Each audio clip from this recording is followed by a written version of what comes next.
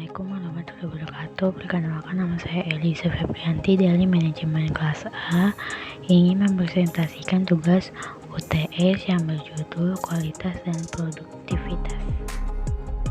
Apa yang dimaksud kualitas dalam perspektif? Kualitas dalam perspektif ini bersifat relatif, sehingga produk yang memiliki kualitas paling tinggi belum tentu produk yang paling bernilai. Akan tetapi yang paling bernilai adalah barang atau jasa yang dibeli konsumen maupun pelayanan yang paling bermakna bagi pelanggan.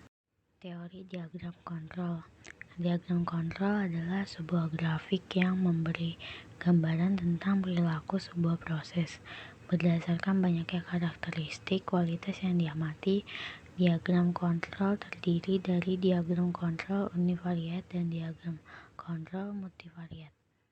Diagram kontrol dibagi dalam dua kelompok sesuai dengan karakteristik data yang diobservasi, yaitu A. Diagram kontrol untuk data variabel.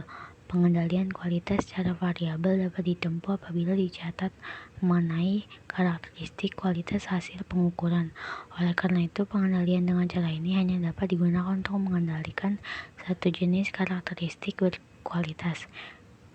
Bila jenis ukuran kualitas yang ada atau yang akan dikumpulkan bersifat variabel, artinya kualitas produk dapat dinyatakan dalam satuan ukuran tertentu seperti panjang, berat, volume, dan lain-lain yang bisa dinyatakan dalam cm, kilogram, liter, dan lain-lain.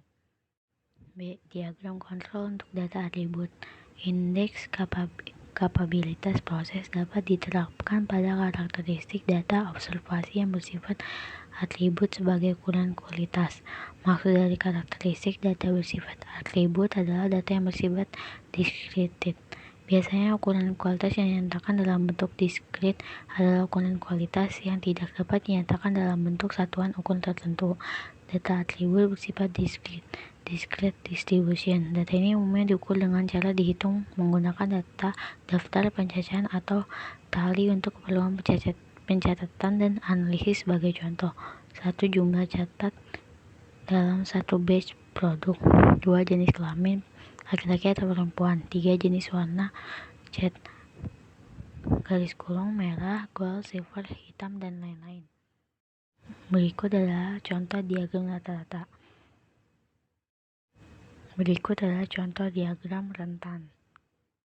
Jawaban. Pembahasan diagram garis dari tabel yang diberikan adalah garis biru berat anak perempuan ke gram, sedangkan garis merah berat laki-laki ke gram. Garis merah berada pada nomor 6 sampai 5 tahun, sedangkan garis biru berada pada 6 sampai dengan 5 tahun. Diagram atribut contohnya.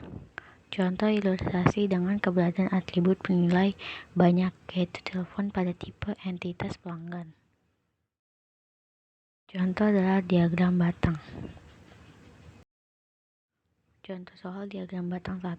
Berikut ini adalah data tinggi badan siswa kelas 4. 29, 30, 28, 31, 30,